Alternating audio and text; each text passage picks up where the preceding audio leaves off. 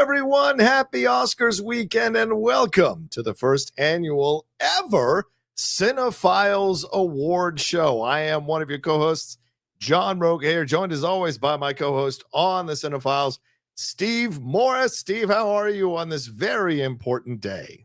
Well, I've already had my first wardrobe malfunction because I forgot that I had a jacket to put on. This doesn't look good at all. No, it does. It was fine. Let's get this fixed. Oh, this is what doing live television is like, ladies and gentlemen. Wardrobe. There we go. Now I feel much better. I'm ready to go. Absolutely. Well, it's great to see you, my friend. I'm excited to dive into this first ever CineFiles Award Show. We've got so much to cover here. I think we have 18 categories to go through. And Steve, how did this all come about? How were our fans able to vote on these winners? And how did this all come together? Can you explain a little bit of the process so that people who are tuning in here, maybe discovering us for the first time, will understand how and why we're putting on this award show? Well, for the last several years, we've been doing our Best Picture nominations and doing reviews of each of those, which is a change up from us, who normally focuses on movies that are 10 years old or more. And this year we felt like, wait a minute, we have the greatest academy of movie lovers possibly in the world. This hasn't been documented, but I believe, I don't think I'm far off in saying that. And it seems as if, why doesn't the most impressive, talented, knowledgeable movie academy in the world, the CineFiles, have their own chance to vote for the greatest movies and performances? Why leave it all up to this, let's say, aging and out of touch demographic that is the Motion Picture Academy?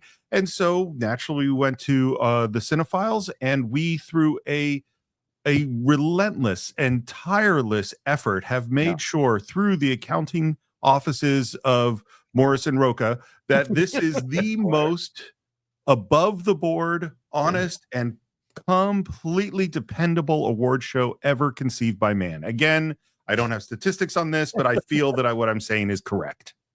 I do not want to denigrate the Oscars, because I would like to one day be an Oscar voter. So Steve Morris's opinions are Steve Morris's alone. But yes, this was such a fun idea to put together. And Steve, you carried a lot of the bulk in terms of sending out this thing, compiling the categories. And it was amazing to see the responses from everybody. We did not vote, so this is y'all's award show. This is completely the CineFiles listeners and viewers who voted on these awards. So the winners are the winners that you all chose. We didn't put our finger on the scale. We didn't do any of that. And we let old Google, here's an example. We let old Google do a little bit of the work for us and giving us some idea of what the percentages were on the vote. So those are the kind of graphics that you're going to see as we go throughout. So not only are we going to tell you the nominees, not only are we going to tell you the winners, we're also going to tell you how close some of the other films came by percentages, and also read some of your selected comments throughout the show as we go forward. And we even added an extra category called Worst Snub of the Year, which we'll get to way, way, way later on in the show. But I'm very excited to be diving into this one. And Steve, we've got some special guests, some old CineFiles guests who are going to be part of this fun celebration as well. Well, obviously you can't do an award ceremony without some guest presenters to come in. And we have, again, I don't have this scientifically, but the finest group of guest presenters ever assembled for any award show in the history of award shows. I think that's science. Yeah, it is science. That's right. It's just science. And we've had quite a lot of people who were interested in helping us out with this. So we're very, very fortunate they were able to take some time to record some intros for us for some of these categories. So we're excited about it. All right, Steve. So how are you feeling before we jump into this thing? Anything more we need to say? Anything more we need to maybe make the CineFiles fans aware of that's coming up here on the show? Yes, there are obviously many, many important parts of an award show ceremony, including a monologue, which I think we're doing beautifully on. Maybe some songs, some musical numbers, some clips. And one of the things that happens often is an in memoriam, which we really genuinely talked about. Can we put together a CineFiles in memoriam? Decided we weren't actually going to compete with the Academy on this particular one, but we did feel that there was a loss just this last week that would have been at the top of that in memoriam video. And that, of course, is the great great. I can't even give enough greats for Gene Hackman, one of the greatest actors ever to grace the screen. And we just want all of our cinephiles to know out there, we are not ignoring this one. In fact, we think our whole next week is going to be devoted to Gene Hackman, playing some of the old episodes that we've released in the past with new intros, and also a live show next weekend to celebrate his life and career. Yeah, we will have back-to-back live shows here before we start the season of the Coen brothers. We felt it was in our decision-making process to adjust the schedule so that we could do this live show to talk about one of our favorite actors and a man who we discovered whose films we have done a lot of on the show without even knowing that we had done so many of them on the show, whether he be a lead or a member of the ensemble. So as Steve said, you'll have some fun new intros. Perhaps some of those people who were guests on some of those episodes will join us for those new intros. So it'll be a lot of fun next week to rediscover the great work of Gene Hackman as we go along, and tune in for our live show next week as well. All right, Steve. Well, anything more to say before we dive into this first ever Cinephiles Awards show? Yes, one more quick Gene Hackman thing, which is that we are actually going to definitely do another movie of his, which we haven't decided yet. And so everyone who's joined our Patreon, even at the free tier, in order to vote for the Oscars, can help us pick what that movie is going to be. We're going to put a poll up of a few choices, and they'll be voting for that coming next week. So we've got voting back to back. We got live shows back to back. We got a lot of exciting things going on the Cinephiles. We're a very interactive podcast and show. So just so you guys, for those of you who are new to the show or have just come aboard, those are the things that you can look forward to here on the show. We like to interact with our fans. We like to make them feel a part of the process, no matter what level of tier they're at. And so it's a great thing for us to do here on the show as well. All right, Steve, anything more? I ask you one last time, anything more, or shall we go into it? Let's do it. Let's do it. Welcome to our first ever Cinephiles Award show. And let's jump into our first category. Mr. Morris, take it away. Well, the very first category is actor in a supporting role. And we have the nominees for this are Yura Borisov for Anora, Kira Culkin for A Real Pain, Edward Norton for A Complete Unknown, Guy Pearce for The Brutalist, and Jeremy Strong for The Apprentice. We also have, as we open this up to comments, and this is if from people, cinephiles on patreon.com/the cinephiles left some comments, and here are some of the highlights. One person wrote, as a family that struggles with mental illness, Culkin's performance in A Real Pain moved me to my core. Wow. I find Guy Pearce in The Brutalist endlessly fascinating and mysterious. It felt like he was plucked right from the time period. And a writing in Hugh Jackman, because the Academy will never nominate this performance in a funny popcorn films. Jackman's performance in the scene in the minivan was moving. John, what do you think about the Best Supporting Actor category? That minivan was certainly moving in that movie, for a number of reasons. I love this. This is a great selection of actors here. Some old actors in Guy Pearce, some veterans in Edward Norton, some up-and-coming ones in Kieran Culkin, and certainly a new actor in Yura Borisov that we haven't seen much of, and Jeremy Strong coming fresh off Succession. So this is a great collection of talent and actors, and they all delivered wonderful performances. This has been a great year for acting performances for sure. So I'm very curious to see who won. So I haven't seen The Apprentice. So I would not allow myself to vote in this category if I were a member of the Academy, having not seen everything. But I just loved Ed Norton in A Complete Unknown. I just think it was such a unique performance for him and was so critical to the movie and so represents who that guy is. So if I were voting, which I wouldn't, Edward Norton would get my vote. Well, Guy Pearce would have been the way I would have gone, but certainly Edward Norton would have been a very tough decision between the two of them for sure. But let's find out, Steve, who won this particular award according to our Cinephiles fans. Wow, check this out right here. And this is what you get on the Cinephiles Awards that you don't get on any other award show. As you can see just how close this was, with Jeremy Strong with 10% of the vote, 22.3 for Guy Pearce, 14.5 for Ed Norton. But the winner is Kieran Culkin with 25.9% of the vote from A Real Pain. Some of Kieran's family in the audience right now. Kieran's not here to accept the award, so we will accept in his behalf and say Thanks, everybody. We appreciate it. There we go. All right, let's move on to our next category, and this is Best Actress in a Supporting Role, and the nominees are Monica Barbaro for A Complete Unknown, Ariana Grande for Wicked, Felicity Jones for The Brutalist, Isabella Rossellini for Conclave, and clearly I cut this off here, Zoe Saldana for Emilia Perez. And I should read some comments here from the Best Supporting Actress comments from our Cinephiles fans. Feels like the Academy forgot about Love Lies Bleeding. Really good movie, and Katie O'Brien's breakout performance was the highlight. So a little bit of a snub there in that person's opinion, Steve. I did not know this was Felicity Jones until after I viewed it. She was amazing. This one is a really interesting commentary for Ariana. Comedy is not easy. I don't understand how she managed to balance being a privileged yet lovable snob and all the humor that comes with it. Astounding work. The dancing scene at the Oz Dust Ball might be my favorite scene of the year. The simplest act of human kindness can go so far, and I especially needed that reminder this past year. Steve, what do you think about these nominations and some of the comments our Cinephiles fans have said? First of all, it's a lot of great nominations. I like all of these performances. I mean, Isabella Rossellini is fantastic, but it is a subtle role, I would say. For me, the top two are Ariana Grande and Zoe Saldana. And I'm totally happy if either of them win. But the intensity of Zoe Saldana in Emilia Perez is what does it for me. So that would be my vote if I were voting. I have to say I agree with you. I think the Zoe Saldana performance is the performance of the year. You could argue that she should have been nominated for Best Actress, but we can only deal with what we have in front of us through the Oscar nominations. And I personally think that Zoe Saldana delivered the greatest performance supporting-wise of the year. Very close, though. Very close. Let's take a look at the stats and see who won here for Best Supporting Role. Monica Barbaro at 18.5% for A Complete Unknown. Probably the closest one to the actual winner, 10.3% for Katie O'Brien. So Katie getting 10.3% of the vote. Oh, sorry. Isabella Rossellini getting 10.3% of the vote. Sorry about that. The Greens got me mixed up there. Felicity Jones getting 13.8%.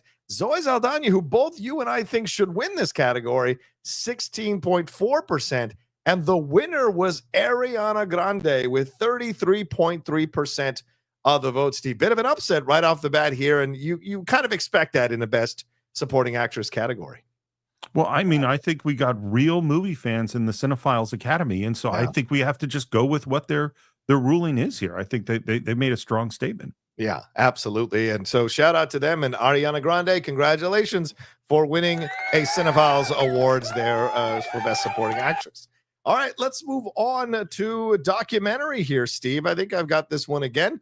So let's take a look at these fine feature films here in the documentary category. Black Box Diaries from Shiori Ito, Eric Niari, and Hannah Akvilin. No Other Land from Basil Adra, Rachel Zor, Hamdan Bilal, and Yuval Abraham. Porcelain War from Brendan Belomo, Slava Leontiev, Aniela Sidorska, and Paula Duprem-Pesman. I hope I'm saying any of these names right. Soundtrack to a Coup d'etat.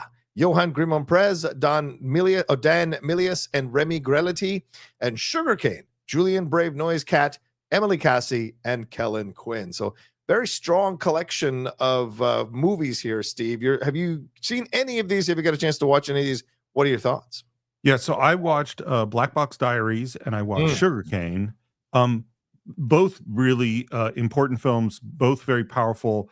Black Box Diary as a film, I probably liked less. These are just of what I saw. Sugarcane, I found super powerful, although a little bit slow. So that's my opinion on the ones that I've seen, and I haven't seen the other ones. Yeah, Sugarcane is the one that I've seen. Unfortunately, I'm a little lax in seeing the documentaries this past year, but I certainly will be catching up on them as I go along here throughout the next few weeks as my screeners start to dry up on the documentary side. So I want to watch these before they go. But let me read some of these comments from our Cinephiles fans.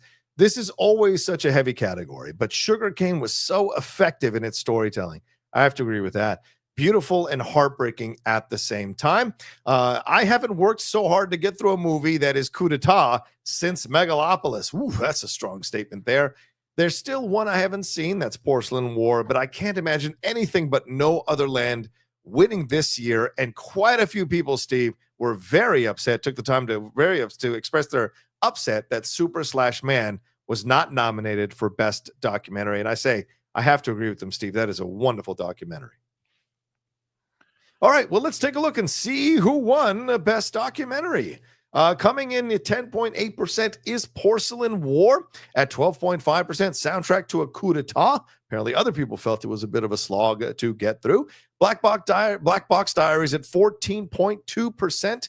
Sugar Cane got 20.8%. And the winner, as was predicted by one of the last comments here, No Other Land with 24.2%. So, Steve, that's one I definitely have to put on my watch list, considering the Cinephiles fans have voted that to be their winner. I definitely I would say the documentaries for me are always the ones where I go, all right, I got to get to this. I rarely get to all of them before the awards, but usually get to watch most of them in the next year. So I definitely will. Yeah, absolutely. I will put that on the list. And thank you to everybody who's been sending in your Streamlabs and Super Chats as we've gone on. Just want to take a moment. We will read those after the show is over. So any comments you have as we're going along, send them in through Streamlab or Super Chats format. It's pinned in the chat. It's right above our heads, Steve, there in the middle graphic, or you can send in a Super Chat. We will absolutely read them and your thoughts and reactions after the show. So let's move on to Best Animated Feature Film, Steve, shall we? We have our first guests of the evening, yes? I'm very excited to see these guests. Let's take a look. Thank you so much, John and Steve. It is one of your favorite geek buddies here, Shannon McClung, with the other favorite geek buddy, Michael Vogel. I was just like, what's your favorite geek buddies plural? Can we do that? Like, we don't have to like call out one at a time? Well, no, because there's not plural winners. There's one winner, Michael. All right. Well, we are here to talk about Best Animated Feature because we are the geek buddies that love animation. So Shannon, do you have any favorites so far? Who do you think you're looking at here? I mean, look, every year Pixar is always in contention. This year, DreamWorks had a great entry, but honestly, I did not expect to be rooting for the European entry, which is I think we're going to talk about in a second. All right. Well, hey, the nominees for Best Animated Feature Film are Flow from Gintz Zilbalidis, Matisse Kaza, Ron Dyens, and Gregory Zalkman. Inside Out 2, Kelsey Mann and Mark Nielsen. Memoir of a Snail, Adam Elliott and Liz Kearney. Wallace and Gromit, Vengeance, Most Foul. Caw-caw! Nick Park, Merlin Crossingham, and Richard Beek. Beek! Even in this, we have to deal with that. And finally, The Wild Robot from Chris Sanders and Jeff Herman. All right, well, I have to agree with you, Shannon. I think my pick is Flow. Yeah, that is, I think this year the winner is going to go with the Flow. God, you just can't help yourself. Well, let's see who the winner is here on the Cinephiles Award Show.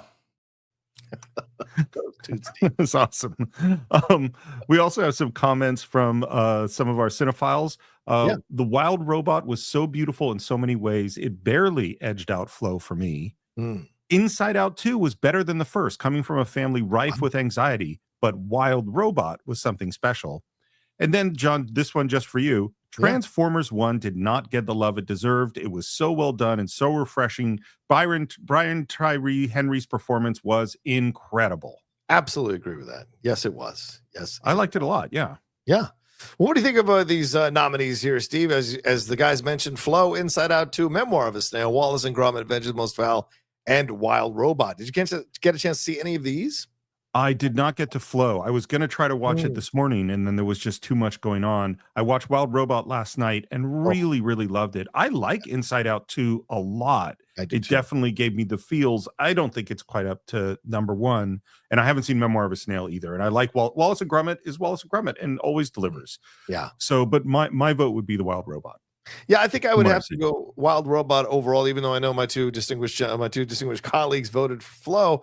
I still would default back to Wild Robot, although Flow is also up for Best International Feature. We're not doing that here on the show, but certainly it is up for that. So that speaks volumes about the strength of a film like that, because it is rare that an animated film is up for a Best International Feature. So that speaks volumes about how much confidence they had in that movie. So, Steve, let's take a look at who won Best Animated Feature Film. Wow. Well, take a look at that, everyone. We got Memoir of a Snail doesn't have a big enough pie slice to display its percentage. Inside Out 2 with 14.5%, Wallace and Gromit at 16.2, 21.8 for Flow, but it's The Wild Robot with a runaway 38% to win the Cinephiles Award. Shout out to The Wild Robot. As you said, you got a chance to see it last night. Any tears? Any tears last night while you were watching it? Oh, sure. I'm a softie, of course. You? Yes, I got. Yeah, and I think Lupita Nyong'o is quietly becoming one of these actresses that we need to give more recognition to, because she is delivering it in front of the camera and behind the mic in incredible ways. And I thought the film certainly showcased that, as well as the gorgeous animation here. So, but shout out to Inside Out 2, a film that also moved me to tears because I love the way that it addressed mental health in an honest and open way for young teenagers who are maybe watching something like that for the first time being profiled, feel a little bit of comfort or feel like they've been heard. And I love that. All right, Steve, shall we move on to, shall I say, the craziest part of our show already? Shall we get into it? Yes. All right. Yes, absolutely. Okay. Yes. Right. When I ask the question, I'd like to hear if you agree with me, because I want to make sure we're going in the right direction. So we've got about that. No worries. We've got a crazy guest who is joining us now to deliver 3 straight nominations for us as we take a little bit of a break already here in the show. But let's jump into Best Costume Design, and let's welcome one of our craziest guests ever on the Cinephiles. During my freshman year at Florida State University, where I would go on to receive a Bachelor of Fine Arts in Theater and a Master's inside the pledges of the Kappa Phi Beta, I studied the art of costume design. My professor would ask me to define what a costume was, and I would say, a thing you put on for a show. And she would say, could you give me more details? And I would say, no. That's why I learned being in front of the camera was my destiny. But for these next nominees, they probably had a way better answer than me, and actually passed the class. The nominees for Best Costume Design are Ariana Phillips for A Complete Unknown, Lisi Cristal for Conclave, Yanti Yate and David Crossman for Gladiator 2, Paul Tazewell for Wicked, and Linda Muir for Nosferatu. Well, what do you think about those nominations, Steve? A lot of interesting, and big shout out to Mike Ross, who took the time to introduce one of 3 categories that he's going to be introducing during our show. But what do you think of these costume design nominees? What sticks out for you? I think there's some real good nominees this year. I mean, in particular, creating the world for Wicked is definitely an achievement. Yeah. I haven't seen Nosferatu. Oh, and wow. Okay. I know. So this is one I really want to see. I think A Complete Unknown, I was totally convinced by the world that was being created there. And of course, we also opened things up for people to put in their write-in votes. Yep. And let's just say Dune Part 2, and this is a theme we'll see a lot, got written in a lot, in particular in costumes. Wow. Yeah, well, let's read some of the comments here for people who sent in their votes for the costume design. Here's one. For me, A Complete Unknown completely transported me to the world of the folk music scene of the 60s, and the costumes were a big part of that. Here's a connection to what you just brought up here, Steve. Each costume in Doom Part 2 had meanings and thought put behind them, not overly showy, blatant copy and paste from picture designs. Not much to say here other than I visualize these films in my head. I best remember Conclave's costumes, so I'm going with that as my pick. And Count Orlok's prosthetic penis is an Oscar-nominated costume piece. There you go, as well as his mustache from Nosferatu. So let's not. And by the way, that is on Peacock if anybody wants to watch it. No pun intended. So let's take a look at who won Best Costume Design here, Steve. So let me bring it up. Sorry about them dragging a little bit. Here we go. There it is. All right. So at 8.8%, we have A Complete Unknown. Probably people felt that wasn't that too difficult of a thing to put together. Conclave is, I don't have a percentage for Conclave, so it probably wasn't that strong. Gladiator 2, certainly not much there as well. 33.2% for Nosferatu. So I was really surprised to see that, because I liked that movie and thought people have overlooked the film all last year. So I liked that it got close to winning. But in the end, it was Wicked with 41.5%. So not really a big surprise on this one, Steve. What do you think about Wicked taking this award? I think it is a sign of things probably not to come. I don't think we're going to see Wicked take that many other awards. That's my guess. Wow. I haven't seen everything yet, but I definitely think this one is deserved. They create a wonderful world in that film. For sure. I agree with you 100%. All right, let's go back to Mr. Ross, who's going to take us, or who's going to present another category for us here on the Cine-Files Awards. Did you know that the second Academy Awards is unique in that it's the only occasion where there has been no official nominees for Best Production Design? The AMPAS created a list of unofficial nominees based on records of which films were evaluated by the judges, which leads one to wonder, why were nominees evaluated, but no official nominees named? And how was one film entitled Tarzan the Mighty shockingly left off that de facto list? I mean, a silent film with a runtime of 5 fucking hours? Yeah. Pass. This year's nominees for Best Production Design are Susie Davies and Cynthia Slater for Conclave, Shane View and Patrice Vermette for Dune Part 2, Nathan Crowley and Lee Sandales for Wicked, Craig Lathrop and Bieta Brent-Nerova for Nosferatu, and Judy Becker and Patrice Kucha for The Brutalist. Big thank you to Mike Ross. Steve, your thoughts? I think I just listened to a book about the Conan Leno battle on NBC. Yeah. And I was just watching this. I'm going, if I ever had a late night talk show, Mike Ross would definitely be sitting on the couch or something with me. Absolutely. I have pitched him to host a late night talk show to be a late night talk show since I met him back in college. So you're absolutely right in getting that vibe and energy from him. But what do you think of the nominees here, Steve, for Best Production Design, as Michael laid out here? The Brutalist, Conclave, Dune Part 2, Nosferatu, and Wicked. And I had no idea a film was nominated that was 5 hours long. That's very funny. But yes, your thoughts on these? Well, I mean, this is an incredible list of nominations. Yeah. So you think about The Brutalist making a 3.5-hour movie period piece about architecture for $10 million and accomplishing it. That's amazing. Yes. Reconstructing the Sistine Chapel and the world inside the Vatican. That's got to be as tough a production design job as you could imagine, unless you're imagining Dune Part 2, where you have to create multiple worlds and cultures and all of this in the desert and everything that they do. I haven't seen Nosferatu, but I've seen images from Nosferatu, and holy crap. And then Wicked, which we've already talked about the world that they create. So I think this is an incredible list of nominees. Here are a couple of comments from the Cinephiles. I absolutely love what this team did for Wicked. Everything felt fantastical, and yet it had a purpose and a practical design. This year has some really incredible nominees, but I'm going with Wicked simply because, like Poor Things, it's unlike anything we've ever seen before in a movie. And Dune Part 2 should be running away with the same awards for the first movie and for more.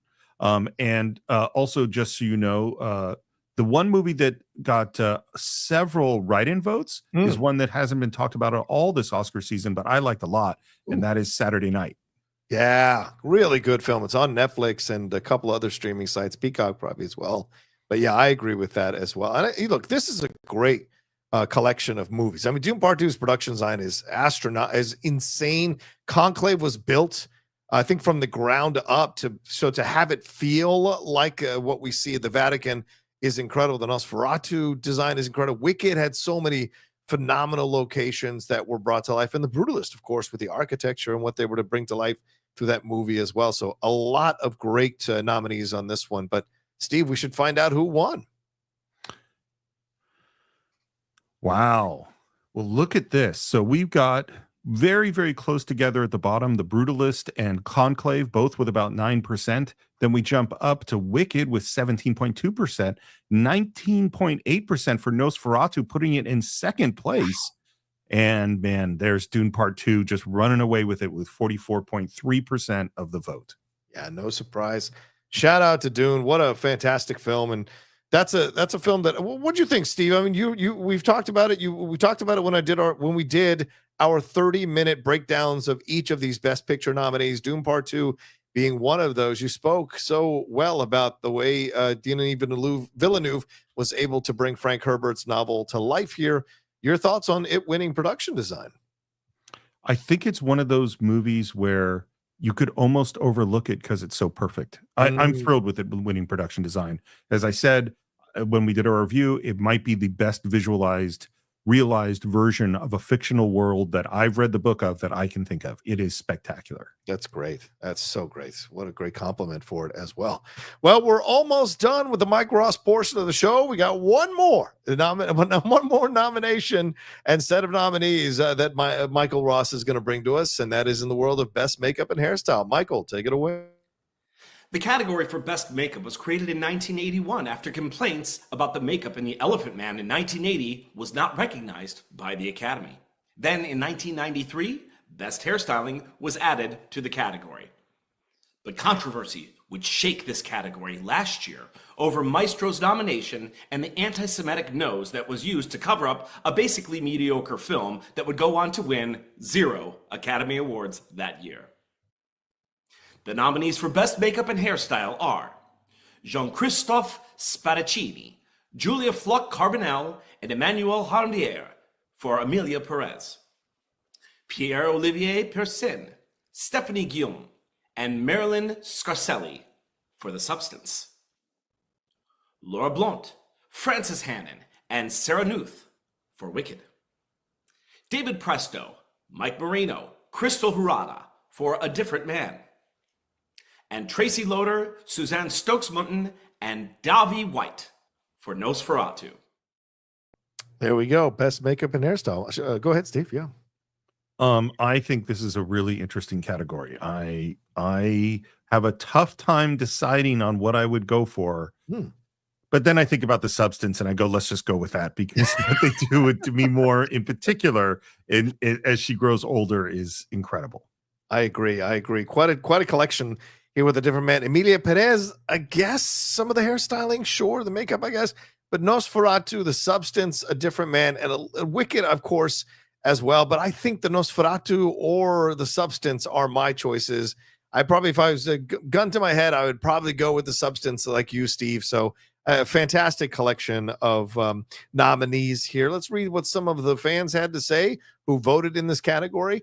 I'm not sure there is any choice other than The Substance here. Steve, apparently you wrote in a comment here. I'm not a body horror person, and I still appreciate what this team achieved.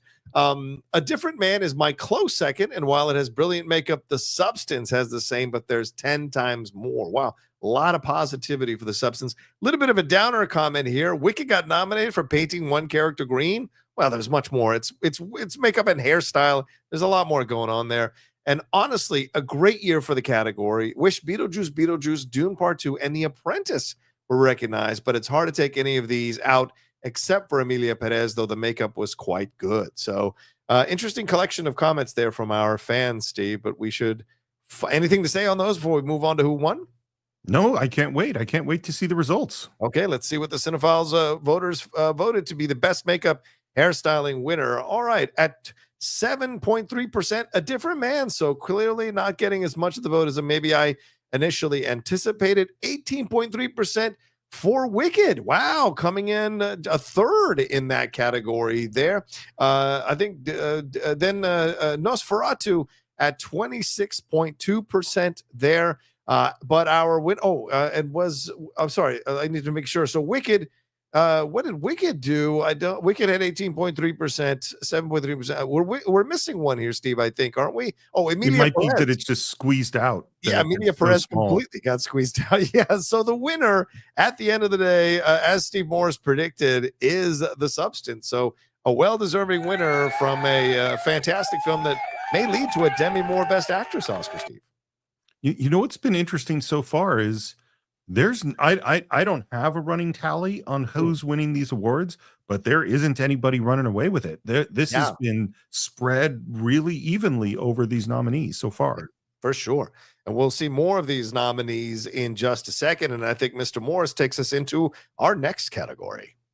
Well, the next category is film editing. And as I've said many, many times on the podcast, I don't know how you judge this, because the real thing about editing is it's all about what you start with, not what you finish with. And so sometimes the most amazing editing ever done is stuff that's totally invisible to watch. But this is a really interesting category this year. We have Anora, edited by Sean Baker. The Brutalist editor is David Jansko. Conclave by Nick Emerson. Amelia Perez by Juliette Welfing. And Wicked, edited by Myron Kirstein.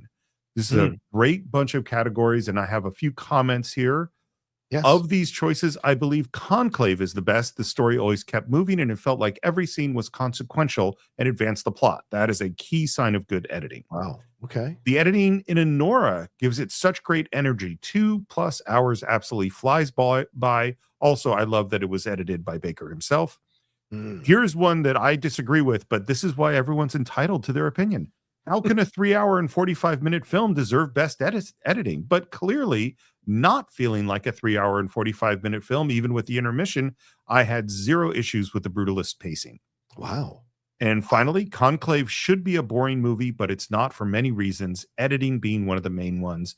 Instead, it was enthralling. I completely agree with that comment. What is your feeling about the editing nominations this year? This is such an interesting category, because Steve, as you said, I don't know if I could ever tell you, even though I've obviously been editing my own stuff on my channel for 4 years, I don't know if I could necessarily pick out the best editor or the best editing in a film. I think that's left to people like you who are much more efficient and notice editing stuff. But even you say you're not even sure how you would judge a category like this. So a novice editor like me, I don't know how I would look at this. I mean, September 5 to me is one of the best emotionally wrought films of the year. Very tense, and I like the way that's edited. And that didn't even make the cut from these nominees here. But I think there are the Brutalist. I guess the editing here was amazing. Conclave, but these are also films that are filled with a lot of long shots. I guess I would maybe say Anora.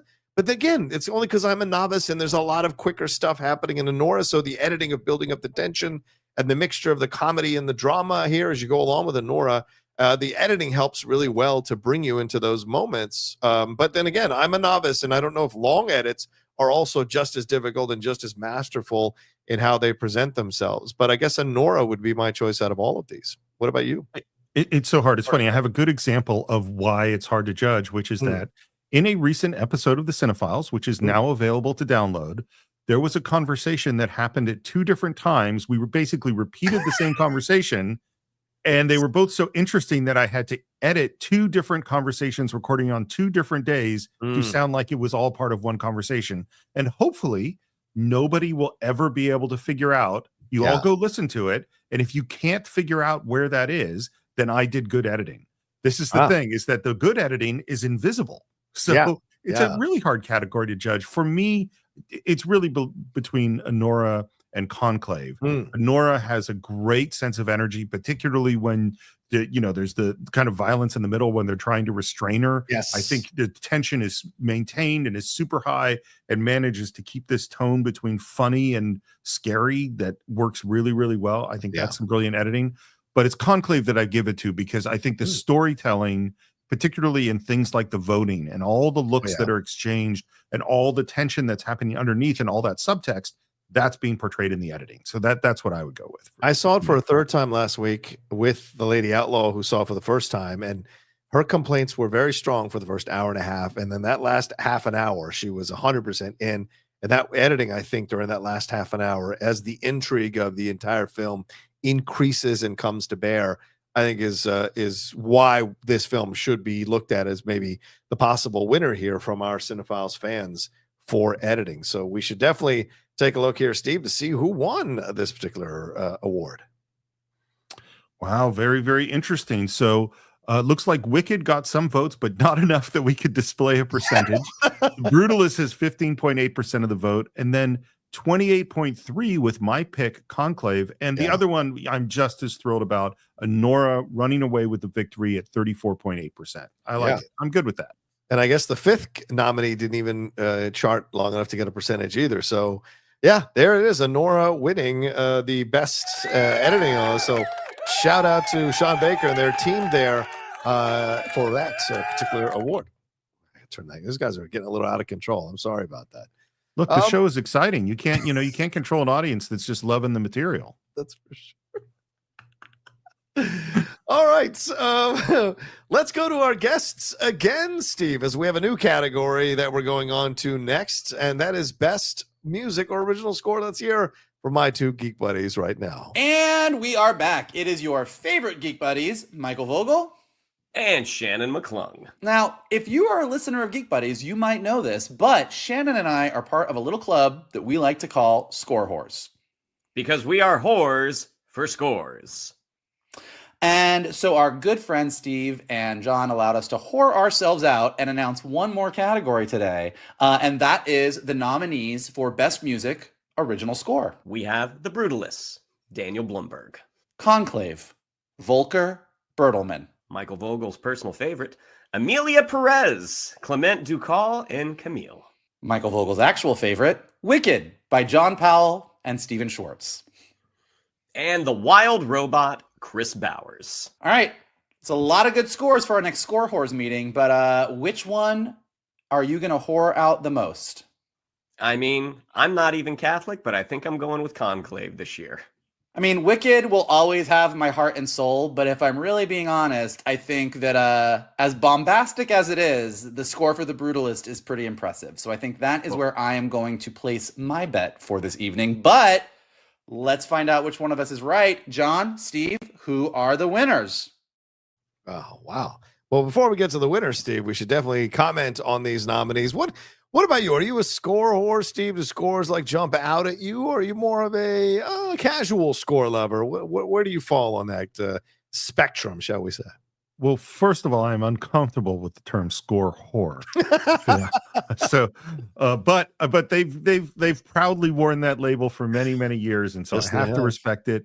I would say so. I don't, as you know, I don't listen to a ton of music. I listen constantly to books and audiobooks.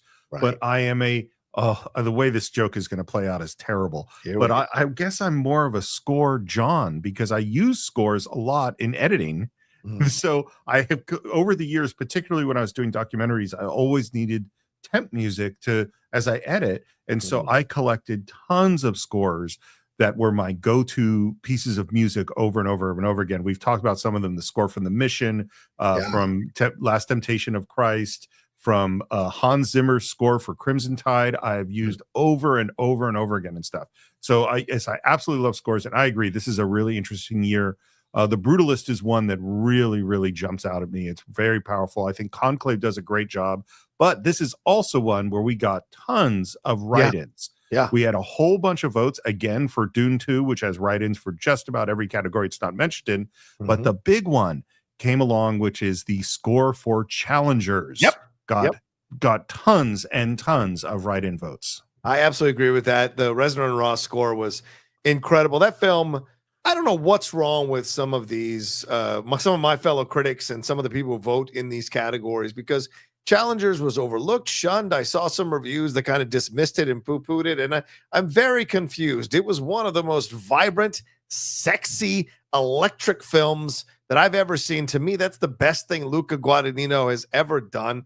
It's everything. It's like a cat dancing on an electric wire the whole time when you're watching that movie. The changes and the switches of allegiance throughout the film are really well done. The performances for all three of these fantastic actors who are coming into their prime. And then the score from Reznor and Ross gets you so deep into the movie when you're watching it. I bought that movie in protest of everyone else who didn't like that film, because that film is so good.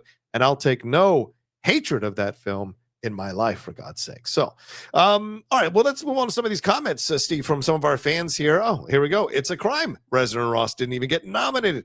That score made the film. I have to agree with that. It's a crime that the score of Dune Part 2 can't compete in the Oscars. A Time of Quiet Between the Storms is maybe Zimmer's greatest piece of music. Wow, Steve. When it cuts to the credits and the sound drops out and that vocal version of the track comes in, it's absolutely haunting. It carries all the way to the movie. I can't say enough about this score. I think mostly, like you said, mostly all these comments are angry about Challengers not being nominated. I was trying to find one that was positive. Here we go. The Brutalist score is haunting and incredible and perfect for the movie. Best score of the year. But why is Wicked here? Oh boy, Steve, our fans are very strong in their opinion. So But let's find out who won Best Original Score here. All right, so coming in with 12.2% of the vote was The Wild Robot here. 13.8% of the vote, rather, went to Wicked. So other people felt, what were they doing here? Conclave, 13.8% of the vote, but Brutalist went in a landslide here, Steve, taking the award here for Best Original Score on the Cinephiles Award Show with 39.7% of the votes. Are you surprised by this at all, Steve? I'm not. No, that's what I would have predicted. I would have predicted Brutalist to win. Yeah. So that makes sense to me. Absolutely. So shout out to them over there. So let's move on here with where are we at? Oh, are we at Song. Best Original Song? I think, is that me again? Oh, no, That is you again. Do you want to take this one, or should I take this one? I can take it. Yeah, sure. please take it. Go ahead, bro. I'm talking too much. Go ahead. You take it. This is listen. Nobody doing the Oscars has to work out this stuff on the fly. Yeah, I mean, we have both of us with the directors in our ears, and there's a lot of information. You know, we got a lot of things going out with the audience. This is a very complicated operation. Yeah. The nominees for Best Original Song are El Mal from Emilia Perez, music by Clement Ducal, Camille, lyric by Clement Ducal, Camille, and Jacques Audiard. By the way, we also, I'm very disappointed in our production staff. They didn't give us a pronunciation guide for all of these names. It's just not professional on their part. I'm just happy this is correct on the screen. But yes, you're right. Absolutely. Get that. We've got the Journey from the 6888, music and lyric by Diane Warren. Like a Bird from Sing Sing, music and lyrics by Abraham Alexander and Adrian Casada. Mi Camino from Emilia Perez, music and lyric by Camille and Clement Ducal. And Never Too Late from Elton John, Never Too Late, music and lyric by Elton John, Brandy Carlisle, Andrew Watt, and Bernie Taupin. Do you think they just throw in Bernie Taupin all the time with Elton John? Like, it just has to, he like throws in a word or two or a line or two and gets the credit. I think he's got blackmail material on Elton John going back to an incident in 1973 that says that he's talked so openly about everything. I don't know what blackmail material he would have at this point. The opinions of Steve Morris do not represent the Cinephiles, and we have no legal connection to any of this. I don't know, but I'm still fascinated by the fact that Bernie writes the lyrics first, and then Elton puts music to it. That just amazes me. I agree with you 100%, man. It's kind of shocking to see how that goes down with them and the way they work together in that manner, for sure.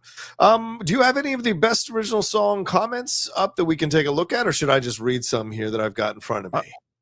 Or do you have any of the snubs? Do you have any snubs or anything like that? The snubs for song. Yes, there are some snubs. Please. Hold on. The snubs for song is several different songs from Challengers and Kiss the Sky from The Wild Robot. Oh, Kiss the Sky would have been a nice choice. Yeah. Look, no offense to the great Diane Warren, but she can't get nominated every year. This is kind of ridiculous. There are other singers, other songs that I think that should be a nomination. Some of the comments we have here, Steve. The movie Kneecap had so much great music. I wish something from it was nominated. That's on Netflix now if people want to see that. That's a very interesting, fun, crazy Irish rap group film that people should definitely check out. Sing Sing should have received more praise. It's really the only song that I liked in this category this year. Sorry, Diane Warren. Someone says, come on, it's Elton John. What do you want here? So I appreciate that.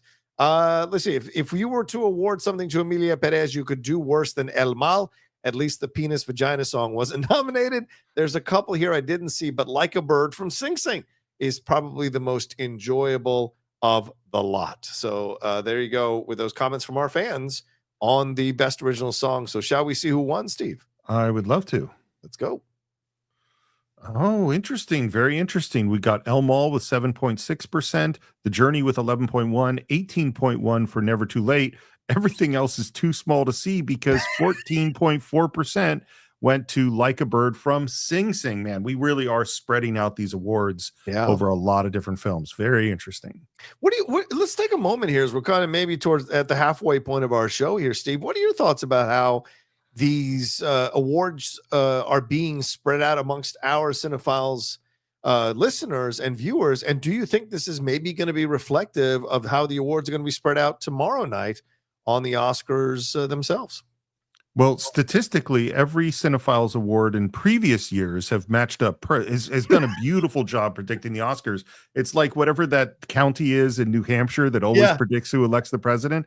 I'm pretty sure that that's what the Cinephiles awards are going to be. No, I actually do think this is again, I'm a terrible predictor, but this feels right to me. That there's all sorts of different forces pushing in different directions for different movies from different constituents, essentially.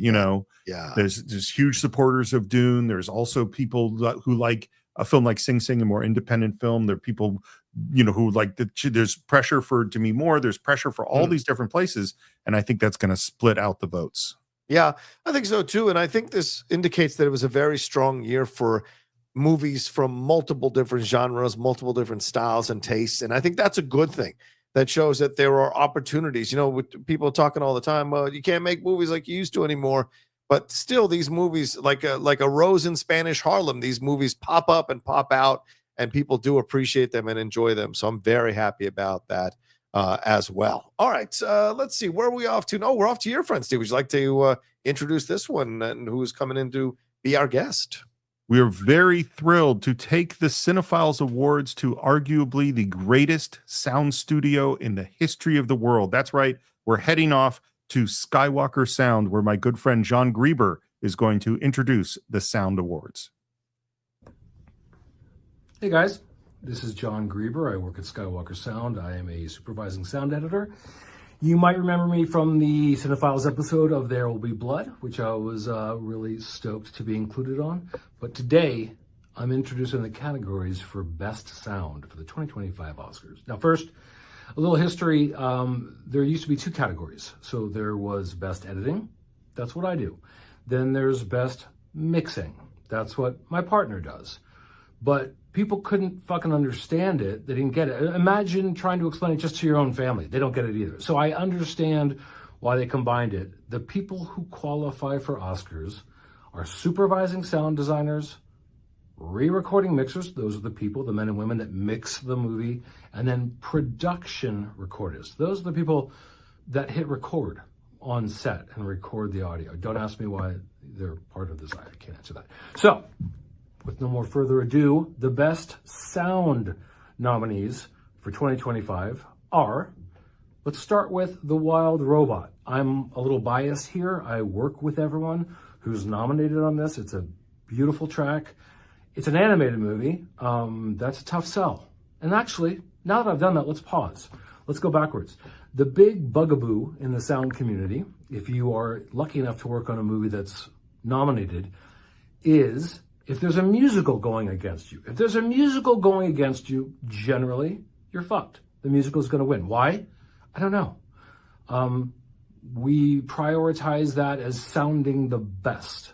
Does it sound the best? I don't know. Sometimes they do. Sometimes they don't. Here's the problem.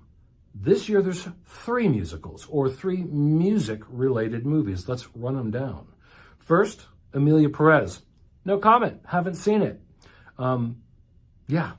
Then there's A Complete Unknown, the Bob Dylan one. That's edgy. That's got Timothée. That could do something. Not sure, but that's not the behemoth in the room. The behemoth is Wicked. And that is what, in all of our opinion, is going to win. So that's 4 movies I've introduced now. The Wild Robot, Emilia Perez, A Complete Unknown, and Wicked. But the movie that I think should win, and that has the best track, is Dune 2. Yeah, I know. It's boring. Dune 1 won Best Sound, but that had the best track then, and I'll tell you, Dune 2 sounds better than Dune 1. So that is my opinion about what should win. What I think is going to win is Wicked, but let's see what does win. It's so great because it is so inside. You know what I mean? You can just feel all the, this is what actual sound people are talking about. This reminds me of when you talk to an ER doctor about the ER TV show, and they can tell you how ridiculous that whole show is and give you the inside knowledge of what actually goes on in the ER. And I tell you, I learned more from those 3 minutes about Best Sound than I ever knew in my previous 20-something years on this earth. I'm just joking. But so I appreciated John laying all of that down. And of course, we loved having him as a guest, Steve. And it was very kind of him to take time out and there to do the presentation. But some great points he brings up. What do you think about his points? I think he makes great points. The most interesting thing to me is the idea that musicals are always going to win because music's, and this is where it's sort of like, well, who's voting? Like, musicals are supposed to sound beautiful, but is beautiful always the right thing? Sound design is supposed to do all sorts of other things. We also have some comments from our cinephiles. As a musician, the sound design of A Complete Unknown really stood out to me. In most movies about musicians, it takes me out of the film because this element is usually overlooked or not understood. This movie got this better than I can remember seeing anywhere ever before. And we also have the sound design for Dune Part 2 was integral and memorable, and someone's still upset that they split sound editing and sound mixing. John, what are your feelings about the sound this year? I really, again, this is a category where I have a very little experience in. I mean, beyond the, oh, that sounded good. Yes, that works for me. So I always default with these kinds of things to people who are much more knowledgeable. And as I said, listening to John about this, I was very caught up in where he went with it. So if he says Dune, I say Dune. And he hasn't steered us wrong when he was a guest on the show. And I can't imagine he'd steer us wrong here. That's my thoughts on it. I'm 100% with you. A Complete Unknown would be my second choice because of how they handled all of the different miking and music, but Dune would be mine. Oh, nice. Let me read some comments from the voters here, Steve. I think you'll enjoy a couple of these. I don't think there is any answer but Dune here, but Better Man sure gave it a run for its money, and I consider that the highest of compliments. I would agree with that because a lot of people didn't see that movie, that Robbie Williams movie, and they really should have. That was a fantastic film. The effects in Alien Romulus were so convincing that my skin was crawling and I lifted my feet off the floor at some points. That's a great positive comment there as well. I don't know, man. Doesn't seem like enough monkey movies in the lineup. Throw in Godzilla Kong and maybe Gladiator 2 for what they were able to do in that movie as well. So there you go. For maximum monkey representation, we saw those CGI monkeys in the opening battle sequences there, Steve. So some good choices overall. Yeah. So what are the results? Who is the winner? Let's take a look. What do you think, Steve? Who won? Oh, wow. Oof. That is a stomping. Wow. Only one movie, A Complete Unknown, gets anything visible on the percentage with 12%, and then 77.4%, the biggest win of the year so far for Dune Part 2. Wow. That is amazing. Shout out to Dune Part 2. I imagine they'll probably take it at the Oscars. What do you think, Steve? For sure. Do you think they'll take it at the Oscars? I think so. Absolutely. I would agree with that as well. All right, let's move on to our next category. And as just a reminder here, as we're at the halfway point, just hey, you want to send in your Streamlabs super chat? Wait, I already said that, didn't I? Let's move on. I'm sorry. We already hit the halfway point. All right, the best visual effects. Let's get into it. Alien Romulus. Speaking of Alien Romulus, Eric Barba, Nelson Sepulveda-Falzer, sorry, Danielle Macarin and Shane Mahan. Better Man. Speaking of Better Man, Luke Millar, David Clayton, Keith Harift, and Peter Stubbs for bringing that monkey to life as Robbie Williams. Dune Part 2, Paul Lambert, Stephen James, Reese Salcombe, and Gerd Nefzer. Kingdom of the Planet of the Apes, a film that we haven't seen nominated for much here, Steve. Eric Winquist, Stephen Unterfranz, Paul Story, and Rodney Burke. And Wicked, Pablo Hellman, Jonathan Faulkner, David Shirk, and Paul Corbould. So your thoughts on that, Steve? Dune. I don't even think there's not I mean, like, we just saw them blow away the other categories for sound, and this one should be the same. That's my opinion. It's not that there aren't other visual effects that are good, but this one should be the number one. I agree. What are we hearing in the background there, Steve? Is anything going on? So unfortunately, my gardener just showed up. Oh. So I'm going to try my best to mute between when I'm talking, and I apologize. I could run outside and tell him to stop. I don't know what would Billy Crystal do in this moment? That's the question. He'd probably break into some song. Oscar, Oscar, Oscar, Oscar. So I do want to apologize. Our first mistake of the show that I made here. I read the best visual effects comments before we announced the best visual effects winner. So I apologize, guys. The stuff I'd read just a few seconds ago was for visual effects, not for sound. So my apologies to Steve and to John, who presented the awards so well. So I'll just reiterate what was already said. Dune, Alien Romulus, Better Man, and we need more monkey movies being focused on in this special effects category, visual effects category. So my mistake, everybody. Let's find out who won here, Steve. All right. Interesting. 8.4% for Alien Romulus. I thought that would score higher. 15.7% for Kingdom of the Planet of the Apes. But smashing everybody once again, Dune Part 2, 67.5%. So does this make you feel, Steve, maybe tomorrow night the Dune Part 2 will clean up on the technical side of things, if not on the other more front-facing kind of things? Yeah, that I think it's pretty clear that it's gonna kill in all the technical categories. And the big question to me, I think it's maybe a dark horse for Best Picture. I mean, it's so interesting. We'll see. Man, I would love that. That's my favorite film of 2024. So I would love it if it won Best Picture in a massive surprise and spanked all the Oscar pundits in the butt who kept saying there's no chance at all for that to win.